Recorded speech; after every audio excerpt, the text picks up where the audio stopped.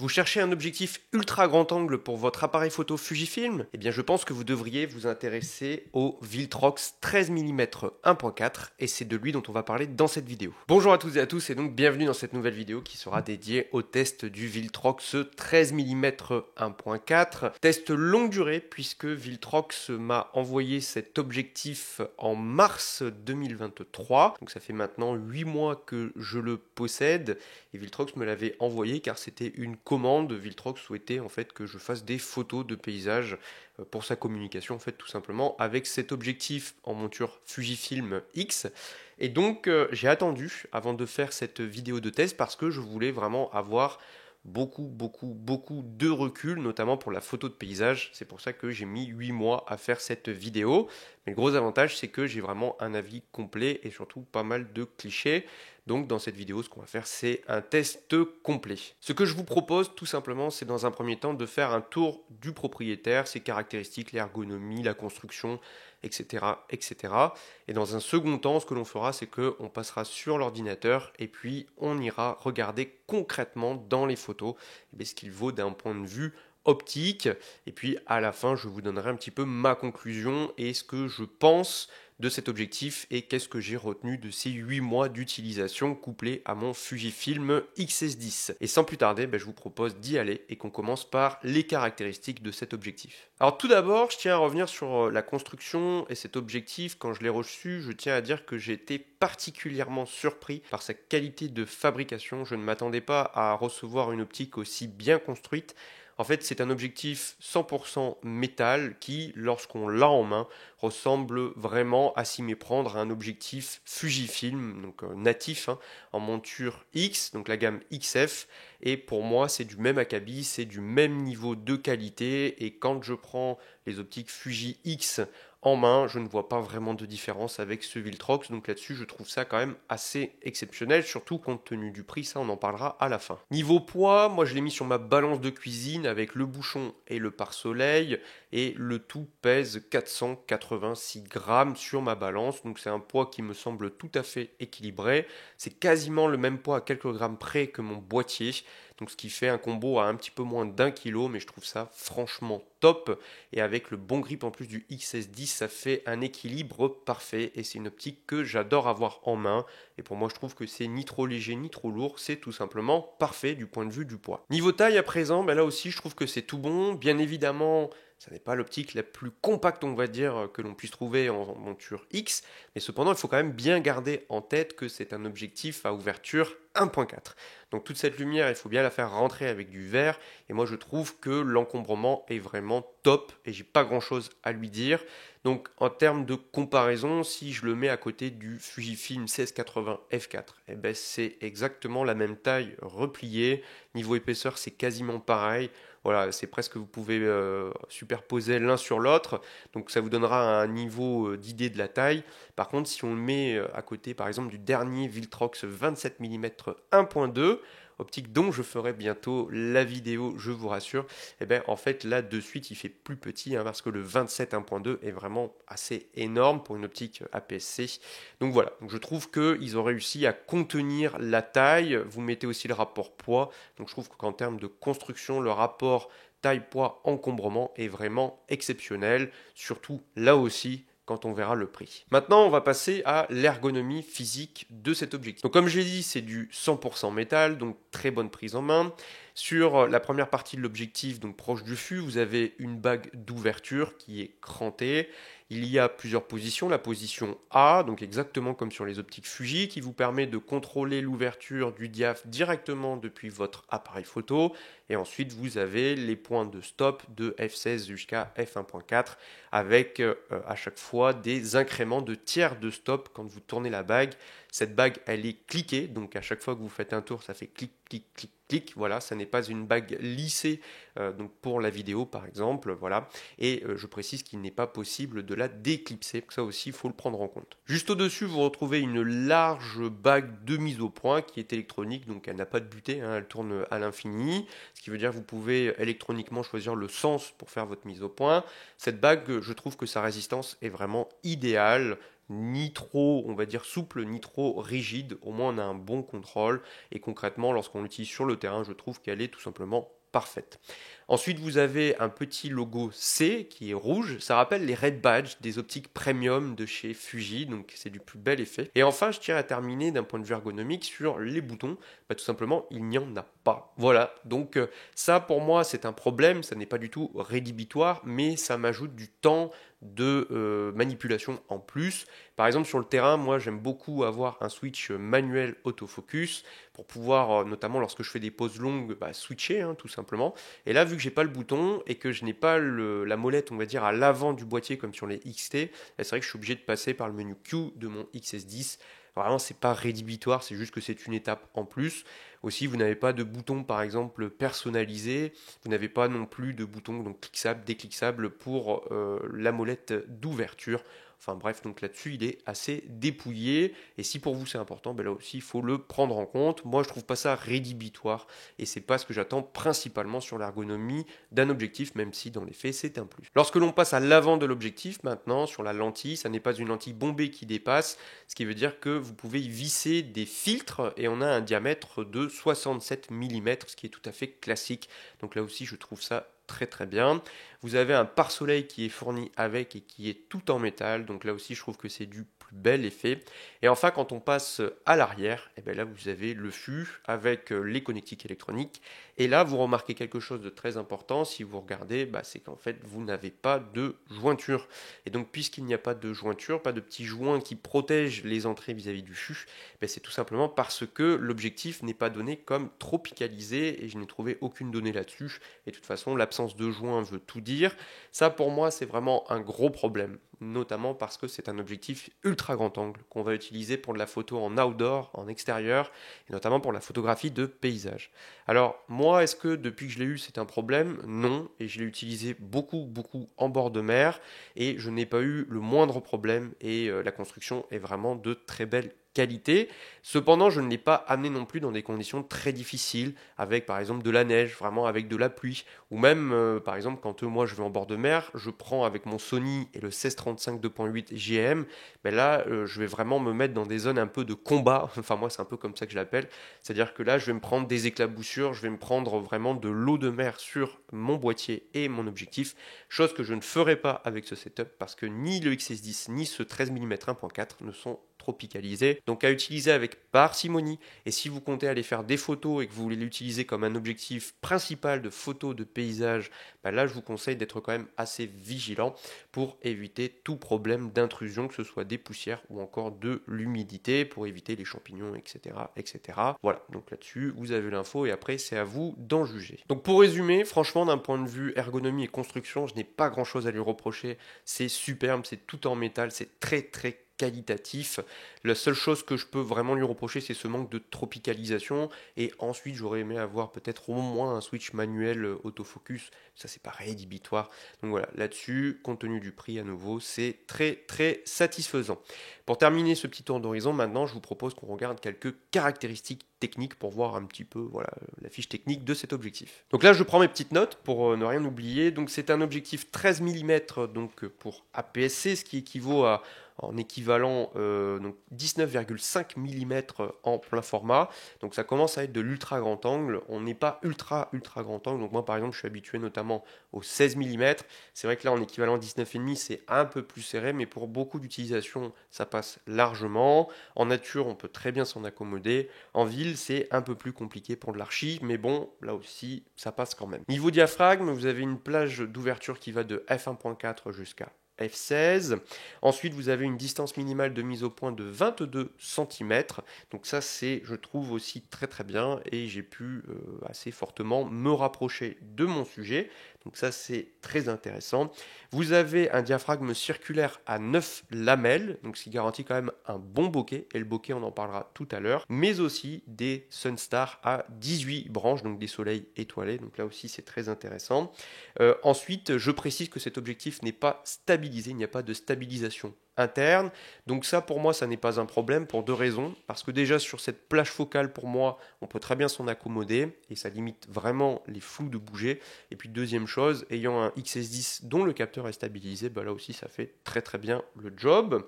Et puis, enfin, l'autofocus, moi je trouve qu'il fonctionne très bien. Et là, on est sur une plage focale où je ne vais pas spécifiquement vous en parler. Pourquoi? Parce que en fait, il n'y a pas de difficulté majeure, on va dire, et j'ai très très rarement eu des pompages, sauf quand il fait un peu sombre, mais je pense que là, c'est plus l'autofocus du XS10 plutôt que l'objectif vraiment en lui-même. Enfin, je précise que je ne parlerai pas spécifiquement de vidéo et d'une utilisation en vidéo donc, dans cette vidéo, pour la simple et bonne raison que je l'ai utilisé et que j'ai pas spécialement envie de faire un truc très complet là-dessus. Simplement, ce que je peux dire, c'est que c'est très très agréable de l'utiliser. L'ouverture 1.4 permet d'avoir une faible profondeur de champ, d'isoler son sujet, donc par exemple si vous êtes en situation de vlogging, d'avoir du flou derrière. Quand il fait sombre, c'est génial parce que vous pouvez limiter la montée en ISO. Simplement, là c'est aussi propre à l'objectif et de la stabilisation du capteur. Il y a ce qu'on appelle du wobbling, c'est-à-dire les saccades en fait dans les angles, mais ça c'est dû encore une fois à la stabilisation notamment du capteur. Voilà, mais c'est une optique qui est franchement géniale, je trouve, pour de la vidéo, et niveau mise au point là aussi, j'ai pas eu de problème particulier. Bref, donc voilà, on a fait le tour du propriétaire. Maintenant, ce qui va nous intéresser, et je pense que c'est ce que vous attendez, c'est de voir concrètement qu'est-ce qu'il a dans le ventre. Et pour ça, ce que je vous propose, c'est qu'on passe directement sur l'ordinateur. Bien, alors nous voici devant l'ordinateur, et avant de regarder les photos, je voulais faire une petite parenthèse. Et oui, cette vidéo, si vous la regardez, c'est le principe de YouTube, c'est gratuit, donc vous pouvez avoir accès à ce test gratuitement, et je trouve que c'est une excellente chose. Mais il faut que vous sachiez que faire cette vidéo, par exemple, ça me prend une journée complète de travail. Et donc, tout ce contenu, ça a un coût. Moi, ça représente un coût parce que tout le temps que j'y consacre, c'est du temps où je ne fais pas autre chose. Donc, comment vous pouvez faire? Tout simplement, on va dire qu'il y a des chaînes, par exemple, où vous disent, vous pouvez me payer un café. Moi, c'est pas le principe. Moi, je pense que vous pouvez nous soutenir sans débourser un centime. Et pour ça, c'est en nous soutenant via ce qu'on appelle l'affiliation, c'est-à-dire faire un achat via des liens affiliés. Donc, il y a deux possibilités. Un, vous avez les liens en description qui sont affiliés et peu importe par où vous passerez, moi je toucherai une petite commission et ça me permet de financer la chaîne. Deuxième possibilité, vous passez par Miss Numérique et chez Miss Numérique, boutique française installée à Nancy et que moi je connais depuis 2014, je suis client chez eux depuis 2014. Vous pouvez utiliser le code créateur NOCAB directement dans votre panier et là aussi, peu importe votre achat, moi je toucherai une petite commission. C'est très important parce que à nouveau, et je trouve que ça génial d'avoir tout ce contenu gratuit et vous pouvez soutenir les créateurs sans débourser le moindre centime et c'est une façon de nous aider.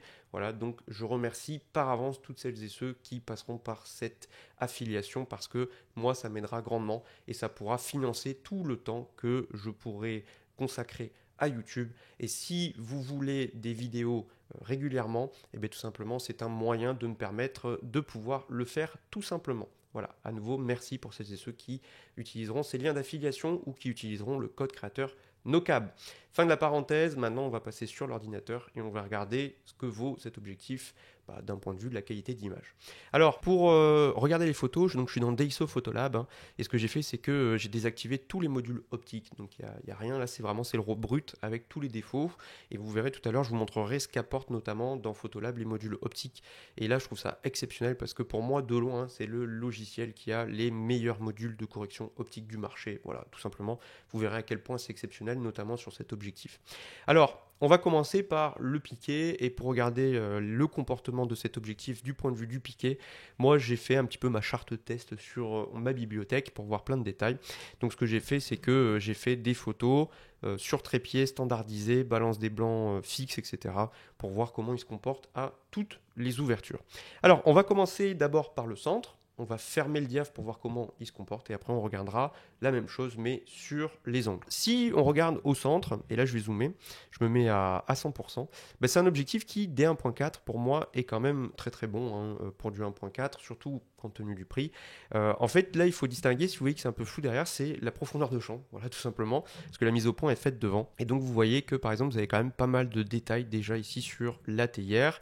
Là c'est un petit peu derrière, donc il y a deux choses. Un, vous avez un léger manque de netteté lié à la faible profondeur de champ parce que quand vous regardez au même endroit ici c'est quand même plutôt très net, donc ça on va reparler après et vous allez voir dès qu'on va fermer derrière ça va être net. Donc à 1.4 le piqué est bon, Il n'est pas exceptionnel, mais il est pour moi très bon. Voilà. Ensuite, si on ferme d'un cran et qu'on passe à F2, donc vraiment on ferme d'un stop, là de suite les choses sont meilleures. Regardez sur le Flower Garden ici, donc on gagne en profondeur de champ et puis on gagne surtout en piqué. Et regardez, c'est assez net, même ici sur la texture, sur la porte. Donc vous voyez, c'est assez flagrant. Donc c'est un objectif qui dès F2 commence à être vraiment pour moi très bon. À F1.4 il est bon, on va dire. À F2 il est très bon. Maintenant je passe à F2.8. Là à F2.8, et bien là ça commence vraiment à croustiller, on va dire. Et puis ensuite quand on arrive à F4, là ça commence à être vraiment très très bon, voire même excellent. Et vous verrez quand vous mettez les modules optiques, c'est assez incroyable. Et là vous avez un objectif qui a un très très bon comportement au centre. Et vous voyez, il y a beaucoup de détails. 5.6 pour moi, c'est pareil. C'est du très bon. Et là, on est un peu F4, F5, 6, on est sur le sweet spot, donc la plage optimale. Maintenant, quand on passe à F8, eh bien, moi, je trouve qu'il commence à y avoir un chouïa de diffraction. Donc pour ça, je vais mettre à 200% pour que vous voyez sur le Flower Garden. Regardez, là, je suis à F8, ici. Et donc, regardez, je suis à F5, 6. Vous voyez, à F5, 6, je trouve que c'est un petit peu meilleur par rapport à F8. Et on commence à avoir un chouïa de diffraction, rien de très problématique. Et quand je passe à F11, là, ça se voit véritablement. Donc F11, c'est le stade vraiment, vous commencez à avoir la diffraction. Et regardez, là, je suis à F8, là, je suis à F11. Vous voyez déjà que l'image commence à perdre en netteté. Voilà, diffraction, ça commence un petit peu à baver. Et là, c'est un bel exemple. Maintenant, je me remets à F5.6. Regardez, F5.6. Et maintenant, je me mets à F11. Vous voyez que vraiment, on a une perte. Maintenant, je passe à F16. Et là, vous voyez à F16, là, il y a quand même pas mal de diffraction. Donc à F16, c'est vraiment pour moi à éviter de l'utiliser parce que là, on a une grosse perte. Donc voilà, je me remets maintenant à, on va dire à taille normale, on va passer à 1.4 et on va regarder comment il se comporte dans les angles. Donc pour ce faire, on va aller sur le globe ici, et là c'est très instructif. Et donc vous voyez, hop, je vais mettre d'abord à 100%. Donc à 100%, quand vous regardez à f1.4, ben, c'est pas mal. Et je vais zoomer un petit peu plus pour voir sur les écriteaux. Donc vous voyez, c'est pas mal, mais voilà, c'est pour du 1.4 dans les angles, moi je trouve que c'est vraiment pas mal. Maintenant, si je ferme d'un diaph, vous voyez, je passe à F2, déjà vous voyez le vignettage a éclairci, il y a moins de vignettage, donc ça éclaircit un petit peu la photo.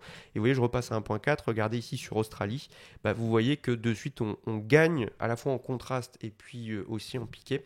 Maintenant, quand je passe à F2.8, là ça commence à être vraiment vraiment mieux. Et puis à nouveau, là je passe à F4, là pour moi ça commence à être vraiment bien. C'est pas parfait, mais vous allez voir avec les modules optiques, ça devient parfait. Et puis ensuite, on arrive à F5.6, là aussi c'est très très bon. F4, 5, 6, comme au centre, plage optimale. Et puis ensuite à F8, on commence à avoir là aussi de la diffraction. Et puis F11, là aussi ça commence à baisser, vous voyez. Et puis à F16, et bien là, en fait, on a tout simplement beaucoup de diffraction. Donc si je résume, c'est un objectif qui a un comportement tout à fait, pour moi, normal.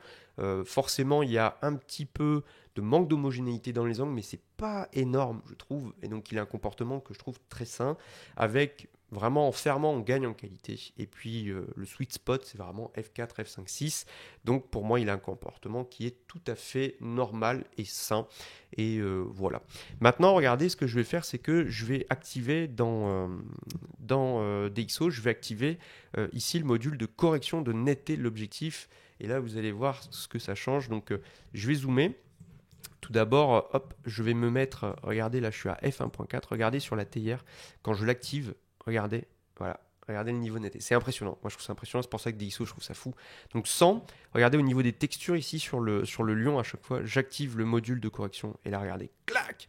D'un coup, là, je suis à 1.4. Vous voyez derrière le flou d'arrière-plan qui est dû à la faible profondeur de champ. Mais là, vous avez une netteté qui est quand même assez folle. Et voilà, regardez sur la porte ici, quand j'active le module. Regardez, donc là, voilà, c'est quand même assez fou. Maintenant, si je passe dans les angles, regardez, je l'enlève. Donc vous voyez que là, on a quand même un petit peu de flou, c'est normal. Et puis on active le module et là, de suite, c'est très net. Donc ça fait des miracles, ces modules de DxO, c'est assez fou. Et si maintenant, vous voyez, je passe sur, par exemple ici, je suis à F4. F4, je vais au centre. Donc je vais activer, regardez là, je suis à 200%, je suis zoomé à 200%.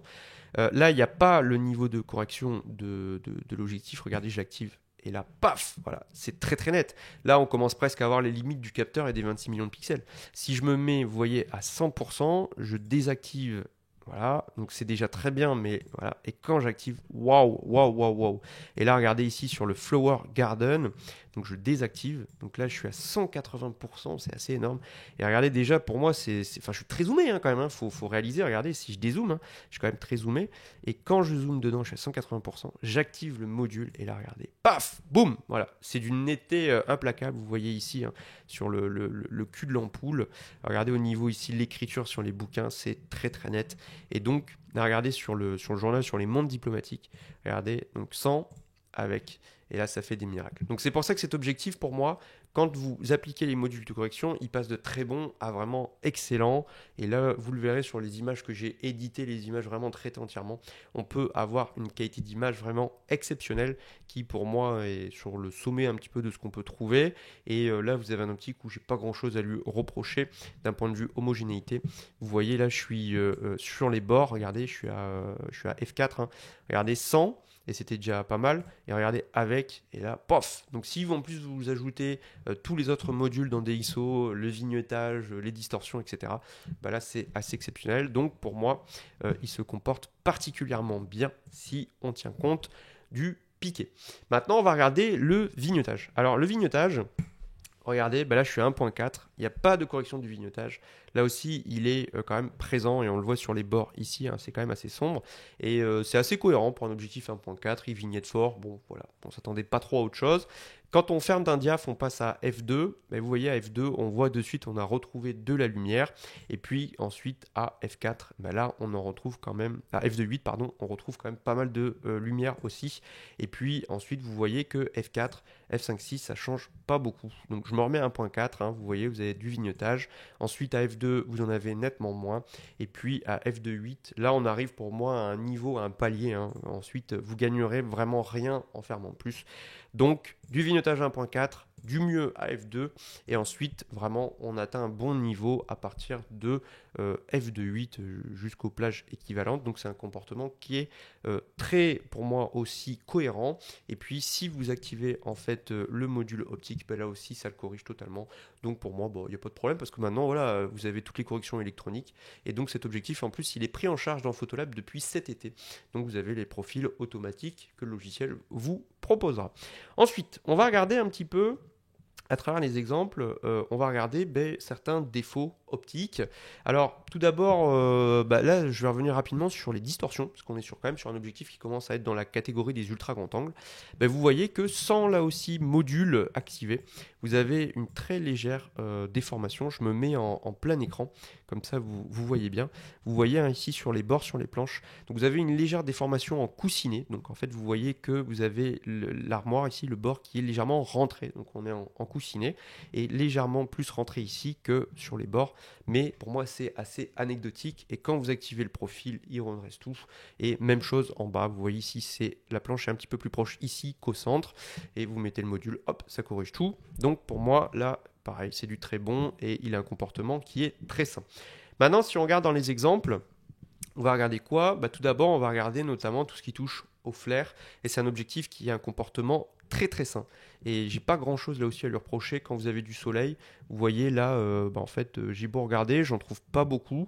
Vous avez un peu de flair quand vous avez le soleil qui est un peu de travers, vous voyez ici. Mais c'est vraiment anecdotique. Vous en avez parfois autour du soleil, mais vous n'avez pas de gros flair là en travers, on va dire. Donc ça, c'est franchement bien. Là, j'en ai un petit peu ici, par exemple, et on verra tout à l'heure, mais j'en ai un petit peu ici autour. Mais là aussi, c'est très sain à mon sens. Et donc, c'est un objectif qui se comporte très très bien. Parfois, selon les situations, là, vous voyez, j'ai du soleil. J'en ai un petit peu. Mais vous voyez, il y a des objectifs qui en auraient bien plus. Et au global, quand vous avez beaucoup de soleil, vous pouvez avoir peut-être un petit peu de flair. Mais voilà. Donc là aussi, il est bien traité, moi, je trouve. Et c'est un objectif qui a un comportement plutôt très sain. Bref, donc vous voyez, d'un point de vue optique, j'ai pas grand chose à lui reprocher. Hein. Moi, je trouve qu'il est très très cohérent. Et donc, forcément, et je vais faire une petite parenthèse avant de vous montrer de fait plein d'autres choses. Moi, je me suis dit, une focale fixe très large, très lumineuse, forcément, on va se poser la question de l'astrophoto. Donc, vous savez, moi, je suis pas un photographe de nuit, hein, je suis pas un hibou, comme on dit, mais j'ai quand même fait des tests de nuit pour la Voie lactée. Donc voir un petit peu comment il se comporte. Et bah oui, forcément, 1.4 c'est génial. Donc là, vous voyez, j'ai réussi à faire cette petite voie lactée qui est sans prétention. Là, c'est vraiment du test, hein. Mais vous voyez, ISO 2000 à fait 1.4, 25 secondes de pause. Donc on est vraiment à la limite, hein, vu que c'est un équivalent plein format. On est à la limite, on va dire, de la règle des 500. On arrive à 25 secondes. Donc voilà, on arrive à peu près par là. Donc au global, ce qui est génial, c'est que vous voyez, à f 1.4, ça limite fortement la montée en ISO. C'est vraiment intéressant. Et puis, vous voyez que là, la photo, elle est brute, hein, vous n'avez pas de correction, quoi que ce soit. Vous voyez que de suite, la Voie lactée, vous la voyez. Pourtant, en bas, vous avez quand même de la pollution lumineuse, etc. Donc, ça veut dire qu'on va avoir pas mal de marge pour éditer cette photo, sachant qu'on n'est pas des ISO très élevés, pardon, et qu'on va pouvoir débruiter tout ça dans DxO ou dans Lightroom.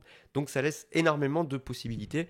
Simplement, les défauts classiques qu'on a, vous avez un peu de coma, vous voyez, ça bave, vous avez un peu l'effet virgule, on va dire surtout sur les bords. Donc là, c'est assez cohérent. Mais au global, c'est pas la meilleure optique pour faire de l'astro, mais voilà, moi je trouve que c'est quand même plutôt très cohérent. Alors je vous dis, il y a du coma, hein, sur les bords, mais je trouve que c'est quand même pas mal du tout. Et si vous en faites de temps en temps, moi je trouve que c'est très satisfaisant. Et comme on a vu avec le piqué, c'est vraiment pas mal. Donc là, il n'y a pas de correctif optique qui est activé. Si je l'ajoute, vous voyez, hop, et bien en fait on gagne en détail. Si maintenant je vais par exemple, qu'est-ce que je peux rajouter ici? Je mets le module de distorsion. Ensuite, hop là, voilà.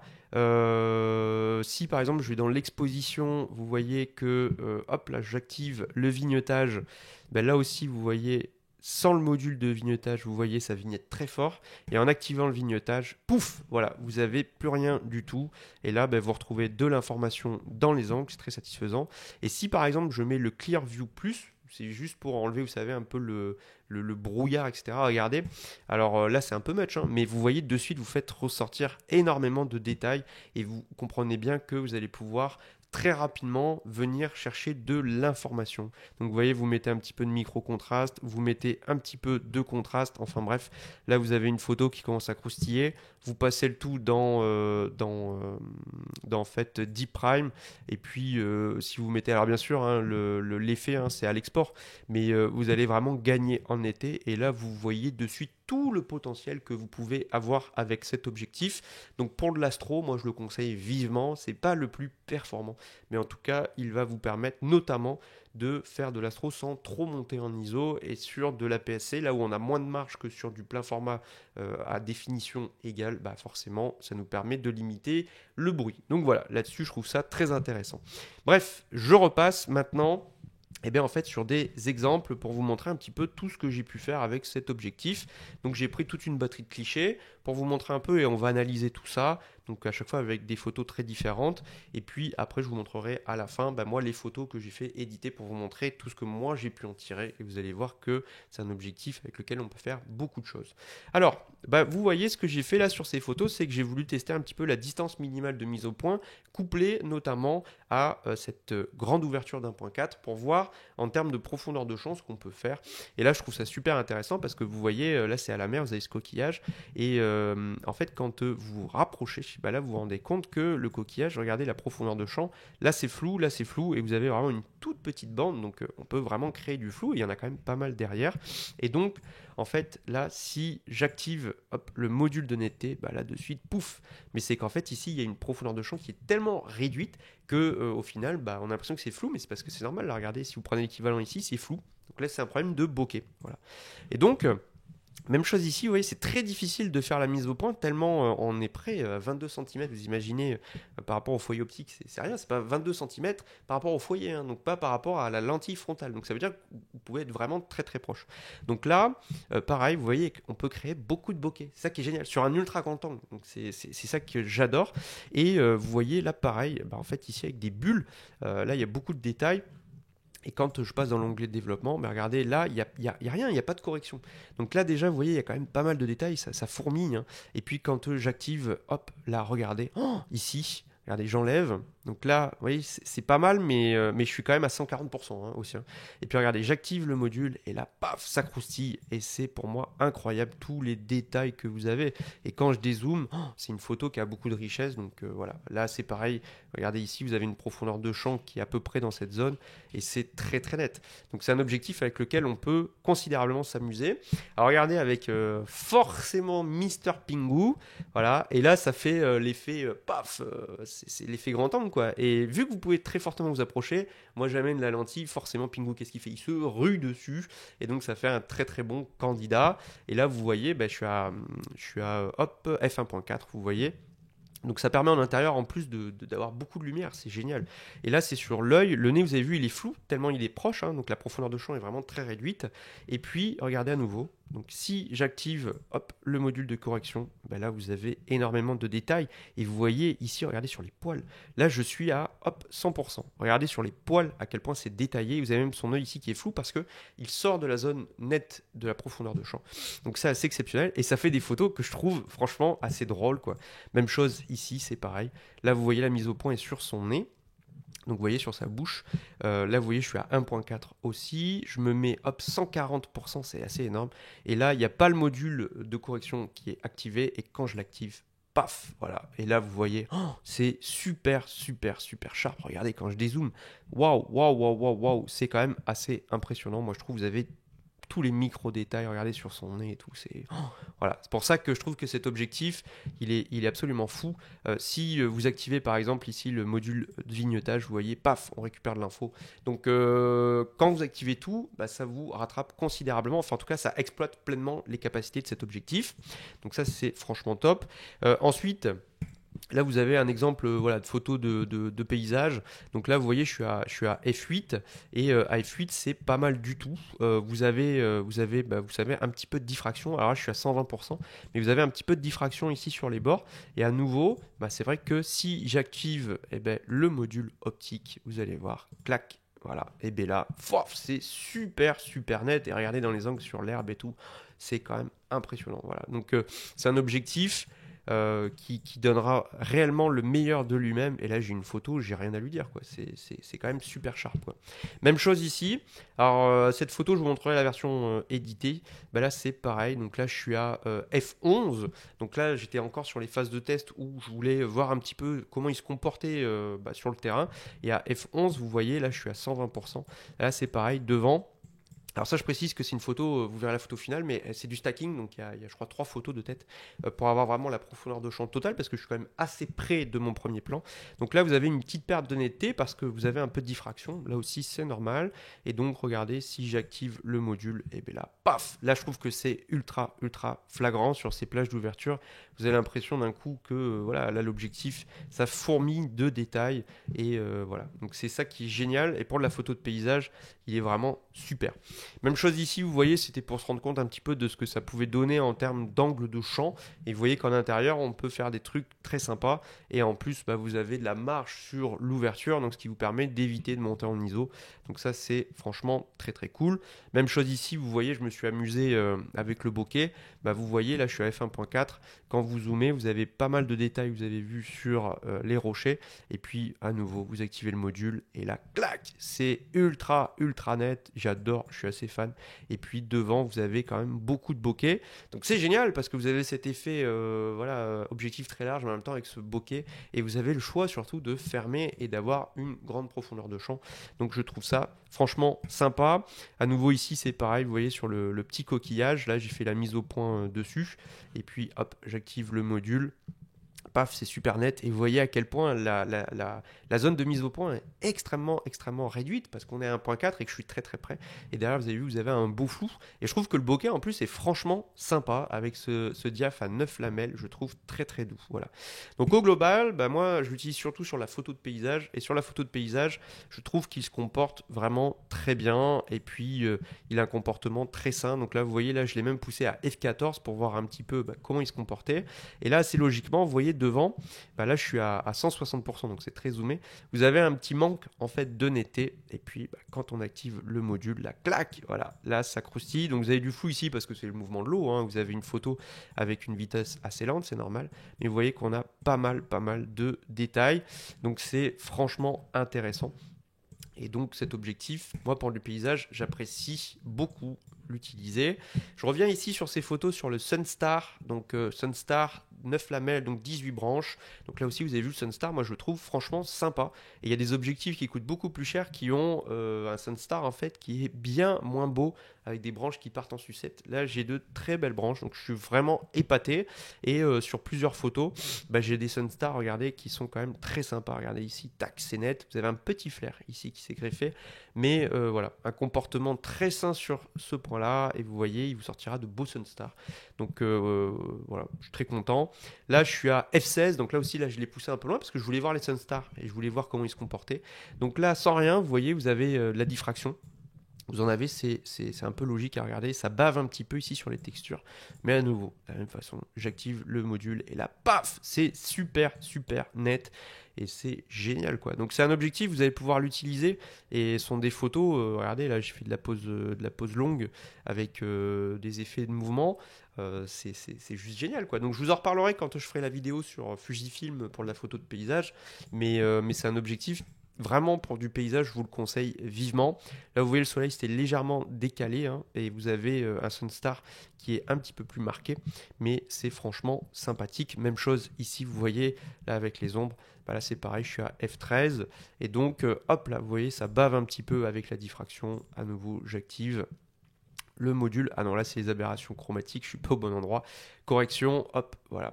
D'ailleurs, niveau aberration, hein, vous avez vu, pour l'instant, j'ai jamais rien activé. En fait, j'ai jamais spécialement vu les aberrations, donc il est bien traité pour ça. Donc ça aussi, c'est très chouette. Donc vous voyez, regardez, sans le module, là vous voyez que ça bave, hein, c'est de la diffraction. Et puis vous voyez que quand on l'active, c'est très net. Donc voilà. Ça me permet, moi je sais qu'avec ce module, je vais pouvoir vraiment l'exploiter même en fermant. Donc c'est assez génial. Et pour le reste, c'est vrai que là, vous voyez sur des photos, ça vous permet de faire des photos un peu atypiques. C'est ça qui est génial avec l'ultra grand angle. Et puis là, sur ces photos, vous pouvez très bien dire, voilà, je veux tout net. Et puis là, vous voyez, je me mets à F8. Et vous pouvez très bien faire la mise au point que sur la bouée ou que sur le fort et puis avoir du flou. C'est ça qui est génial avec cette ouverture. Et là aussi, j'avais testé sur cette photo avec et sans le module. Je trouvais ça assez frappant. Regardez sur les textures. Regardez avec et regardez sans. Voilà.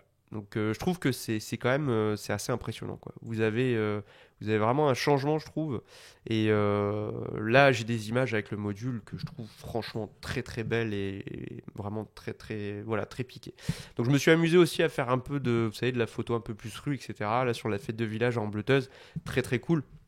Et regardez, j'adore, je suis fan, je suis vraiment fan. Et j'avais déjà fait sur une autre fête à Boulogne, j'avais déjà pris ce monsieur en photo, toujours le sourire, etc. Enfin, exceptionnel. Et puis, hop, voilà, j'active le module, là, clac, vous avez vu les détails. C'est génial, quoi. Vous pouvez vraiment vous amuser à zoomer dans votre photo. Et c'est une optique que je trouve très polyvalente. Vous voyez là, par exemple, ici au restaurant, ah oui, on mange une gaufre à nouveau, hein, comme toujours avec Laura. Nous sommes des gourmands, mais ça vous permet de vraiment bien avoir la largeur et puis voilà, dans des espaces resserrés, c'est top. Et je vais juste terminer là-dessus. Là, vous voyez, là c'était à f1.8 parce que là c'était juste pour des photos backstage, etc. Mais vous voyez, j'avais fait la mise au point là sur l'écran du Sony et vous voyez que c'est très net, hein. Et derrière, vous avez surtout du flou, donc ça permet de réellement mettre en valeur le sujet. Donc voilà, c'est un objectif que franchement j'adore utiliser et je trouve qu'il a un très bon comportement. Résultat, et bien voilà, moi j'ai pu faire des photos avec et voilà après edit notamment ce que j'ai pu en sortir et j'en suis particulièrement content et franchement cet objectif il me donne entière satisfaction. Donc je vous montre, je vais commencer par là. Ça c'était la photo que je vous montrais tout à l'heure. Donc ça c'était à l'heure bleue. Et là j'ai fait du stacking. Donc, j'ai empilé les photos. Et puis ensuite en activant les modules et puis en ajustant la netteté. Regardez, là je suis à 100%. Regardez la netteté que vous avez. C'est super net, quoi. Franchement, j'ai pas grand chose à dire, quoi. Regardez partout, regardez ici sur le Cap Blanc-Nez. Et le Cap Blanc-Nez, depuis là où je suis, il est à quasiment il est à 10 km. Donc vous voyez quand même, il y a de la distance, hein. Et regardez même sur les bords ici. c'est vraiment très bon, quoi. Et là, vous avez beaucoup de détails. Donc, c'est un objectif qui va vraiment pouvoir être exploité pleinement. Sur cette photo ici, là, le but, c'est de faire du stacking pour... moi, je voulais la texture sur les cailloux. Et donc là, c'est un stacking de 8 photos. Où j'ai fait la mise au point, voilà, premier plan, et puis ensuite j'ai fait des photos empilées via le mode de stacking du Fujifilm en interne, et donc ça m'a permis de réaliser cette photo. Et là c'est pareil, regardez, paf, là quand vous zoomez, le détail que vous avez, c'est, voilà, encore une fois, là, en appliquant les modules de correction, de tête, je crois que je suis à peut-être F8 sur cette photo, et là ça croustille à fond, mais regardez tous les détails que vous avez de part et d'autre de la photo. Et quand vous regardez dedans, là, sur les cailloux, eh ben, en fait, vous avez beaucoup, beaucoup, beaucoup de détails. Et quand vous regardez sur les côtés, ben, vous voyez, sur les côtés, c'est pareil. C'est très, très bon. Regardez tous les détails que vous avez ici. C'est quand même assez impressionnant. Pareil, au loin, vous avez énormément de détails sur la falaise. Alors là aussi, c'est qu'elle est loin, hein, puis qu'il y a 26 millions de pixels. On n'est pas sur des boîtiers de très, très haute définition. Donc forcément, quand on commence à taper dedans, on voit moins de détails. Mais vous voyez qu'au global, il est vraiment très, très bon. Alors moi, je l'exploite sur ce setup-là, hein, quand je fais du paysage, hein, vous savez, c'est classique. Donc vous avez le Fuji XS10, le Viltrox, donc cet objectif, et puis moi après le porte-filtre, et c'est ça l'avantage avec le 67 mm, c'est que je peux le visser dessus. Donc voilà, ça c'est un petit peu le setup. Là c'est pareil ici sur cette photo. Bah, ça permet de bien exploiter, et là vous voyez, vous avez beaucoup de détails ici, vous avez vu sur les petites bulles, sur les rochers. Donc c'est un objectif qui est franchement très très sympathique à utiliser. Là c'est pareil ici, hein, vous voyez, regardez sur le câble, regardez sur la cabane, vous avez énormément de détails, vous avez un beau Sunstar, et quand vous regardez où est-ce qu'il est, je le cherche, pop, pop, pop, pop, est-ce qu'on le voit? Non, il doit être caché derrière, mais vous voyez même le Fort Boyard, c'est pour vous dire, voilà. Donc, enfin bref, voilà, vous avez compris.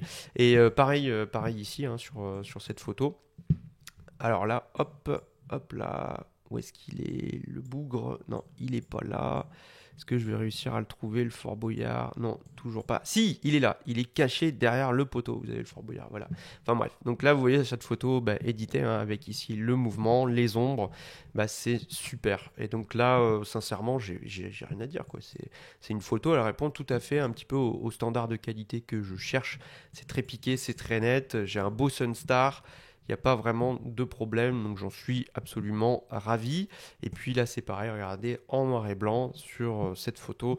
Là, c'est pareil, hein, vous avez beaucoup, beaucoup de détails ici sur les rochers, hein, ça croustille, hein, et vous avez vu ici, c'est pareil, ça croustille de détails. Enfin bref, très, très content de la qualité. Et donc, je pense que vous avez compris un petit peu toutes les forces de cet objectif d'un point de vue optique. Et je crois qu'à présent, il est temps de passer à la conclusion de cette vidéo. Bien, et voilà l'heure de la conclusion. Et alors, qu'est-ce que l'on peut retenir de ce Viltrox 13 mm 1.4? Tout simplement, moi je trouve que c'est un très bon objectif. Tout d'abord, il a une très belle construction full métal avec une ergonomie qui se calque vraiment sur les optiques Fuji. Donc là-dessus, j'ai pas grand-chose à dire, si ce n'est que c'est vraiment très très bien.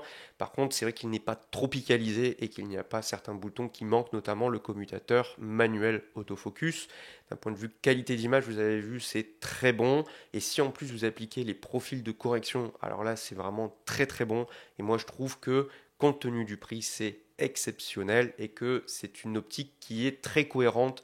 Pareil, vous avez très peu de défauts optiques, peu de flair, des distorsions maîtrisées. Il a un comportement que je trouve vraiment très cohérent, et surtout aussi son utilisation 1.4 va vous sauver la vie, c'est-à-dire qu'on peut s'amuser avec la profondeur de champ, avec sa distance minimale de mise au point assez réduite, on peut s'approcher fortement de son sujet. Pour la vidéo, il est aussi vraiment bien indiqué, et donc au global, quand je regarde, c'est une optique que je trouve très très polyvalente. Et surtout, maintenant, il faut regarder le prix parce qu'il est vendu à un prix public de 479 €. Et quand vous prenez ça en compte, là, moi, je trouve que c'est vraiment exceptionnel. Parce que pour ce prix, quand vous regardez ce que vous avez sur le marché, si vous voulez une focale assez large chez Fujifilm, en fait, il n'y a pas grand-chose. Voilà. Et donc, vous avez par exemple le Samyang 12 mm f2 qui, pour moi, ne tient pas la comparaison. en termes de qualité globale, on va dire, et ce Viltrox est vraiment au-dessus. Et puis après, sur les optiques Fuji, alors vous avez le 8 mm 3.5 qui lui est beaucoup plus large, mais qui coûte aussi le double de prix. Voilà, et donc là vous avez pour 479 € une optique qui se comporte très très bien, qui est très cohérente, avec une construction full métal, une ergonomie à la Fuji et surtout une ouverture 1.4. Et donc voilà, je trouve que niveau rapport qualité-prix, il est imbattable et c'est un objectif qui pour moi est un choix logique, mais vraiment logique si vous cherchez un objectif ultra grand angle lumineux pas trop cher pour Fujifilm, je ne peux que vous recommander ce 13 mm 1.4. Si jamais il vous intéresse, vous avez les liens affiliés qui sont dans la description. Aussi, je vous rappelle, vous pouvez utiliser le code créateur NOCAB si vous commandez chez Miss Numérique. Et d'avance, je vous remercie si vous passez par là et que vous soutenez la chaîne. Donc vraiment, merci, merci, merci. Et en attendant, si vous avez des questions, bien sûr, vous pouvez les poser en commentaire et j'y répondrai avec grand plaisir. D'ailleurs, je serais ravi de savoir, pour celles et ceux qui le possèdent, ce que vous en pensez. Et puis, si jamais il vous intéresse, de savoir un petit peu qu'est-ce que vous avez pensé de cette vidéo. Et puis voilà, si vous avez des questions. En attendant, je vous dis tout simplement à très vite pour une nouvelle vidéo.